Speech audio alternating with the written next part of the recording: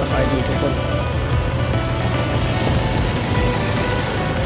เราสิมาเปลี่ยนกล่องสปิตเตอร์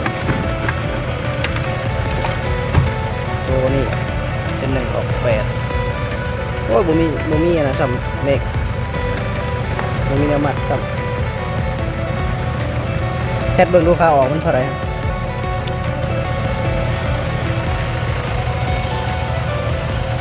ตอนนี้สิแคทค่าออกก่อนค่าเข่าก่อนก็ได้ขาเข่าตอนนี้อยู่ที่ว้าว60โอ้ยบ่ได้โอเคเดี๋ยวเปลี่ยนตู้ใหม่เอามาฮอตตู้แล้วตอนนี้จะแคทเป็น power ก่อน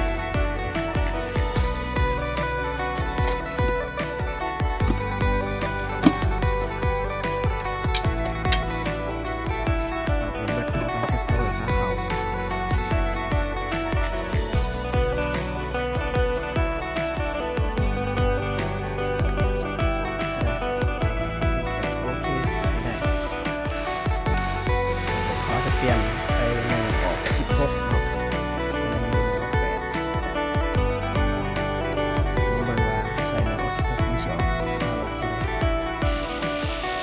ตอนนี้ใส่1ออก16แล้วเบิ่งค่า power ว้าว21โอเคใช้ได้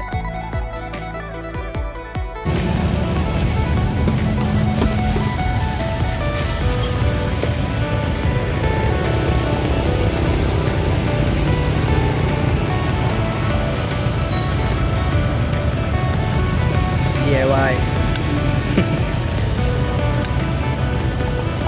มันใส่1ออก16ก็ได้เนาะ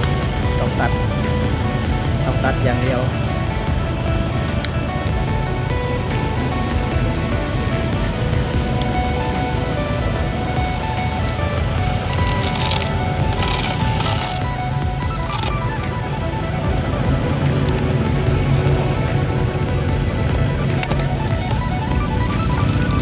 หัก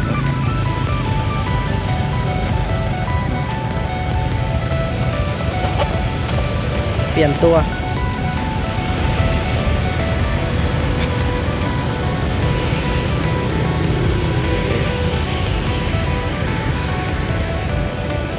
แคท power เวิร์ก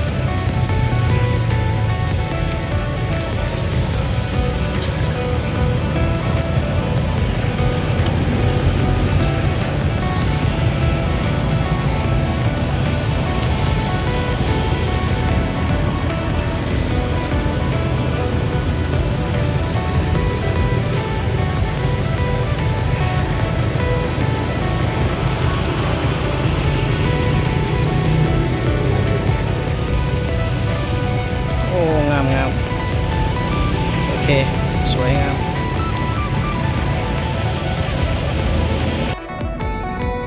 ตอนนี้ใส่1ออก16แล้วนะพี่น้องเนาะในสิอัดโอเคพร้อมขายอินเทอร์เน็ตเฮามาวินเน็ตเวิร์ก